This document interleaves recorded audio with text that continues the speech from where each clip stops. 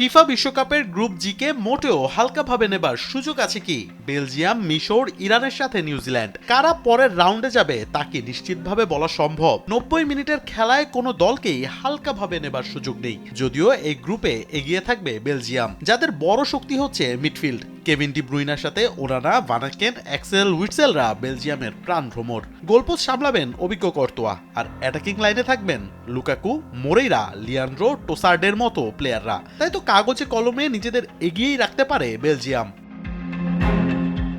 তবে বেলজিয়ামের ঘাড়ে নিঃশ্বাস ফেলতে প্রস্তুত মোহাম্মদ সালাহর মিশরের সবচেয়ে বড় শক্তি তাদের ফরওয়ার্ড এবং ডিফেন্স। ফরওয়ার্ডে মোহাম্মদ সালাহ একাই গুড়িয়ে দিতে পারেন যে কোনো দলের ডিফেন্স লাইন আপ। সালাহর সাথে যোগ্য সঙ্গ দিতে প্রস্তুত ইব্রাহিম আদেল, ওমর মার উইসরা। যদিও মিশরের বড় পরিকল্পনা থাকবে ডিফেন্স নিয়ে। তারেক আলা, কারিম হাফেজ, ইয়াসির ইব্রাহিম, মোহাম্মদ হানিরা চ্যালেঞ্জ জানাতে প্রস্তুত গ্রুপের বাকি স্ট্রাইকারদের। গোলপোস্টের ভার সামলাবেন মোহাম্মদ এল সেনুইরা। মাঝমাঠের দায়িত্বে থাকবেন আল আহলির ইমাম মসুর, মারওয়ান আতিয়ারা। তাদের সাথে হামদি ফাতি, আহমেদ জিজোরা থাকবেন প্লে মেকিং পজিশনে।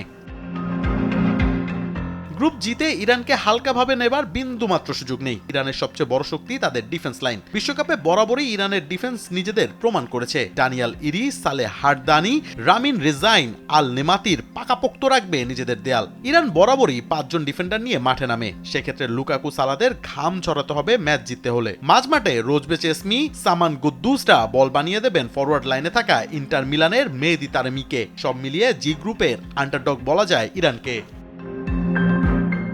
2010-এর পর আবারও বিশ্বকাপে কোয়ালিফাই করেছে নিউজিল্যান্ড। জি গ্রুপের তুলনামূলক কম শক্তিশালী বলা যায় কিউইদের। নটিংহামে খেলা কিউই কাপ্তান ক্রিস উডের উপরেই থাকবে বাড়তি নজর। যদিও 90 মিনিটের খেলায় কখন কি হবে তা কেউই বলতে পারে না। সব মিলিয়ে গ্রুপ জি বেশ আনপ্রেডিক্টেবল একটা গ্রুপ, যেখানে নিশ্চিতভাবেই কাউকে এগিয়ে রাখার বিন্দুমাত্র সুযোগ নেই।